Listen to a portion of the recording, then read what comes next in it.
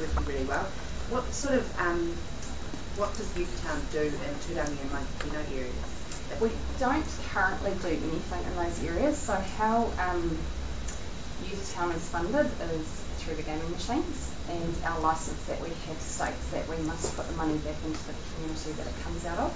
So as we are only funded out of Taupo, everything must stay in Taupo. We cannot deviate it out, otherwise we're breaching our licence that we have. Those holiday programs, they're welcome to.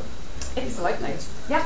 Everyone's welcome to come. We don't restrict that, and we currently have 3 youth from Turangi that are heading over to Waihoki today. So yeah, we try not to. It's very hard to kind of say no to anyone. You can't do that, but it's really hard to explain to people how our licence works, and I guess the understanding that what comes out of Taupo must stay here, otherwise we breach our DIA. You know, there's lots of regulations that we have to adhere to. So yeah, I mean the dance parties was offered to put buses on.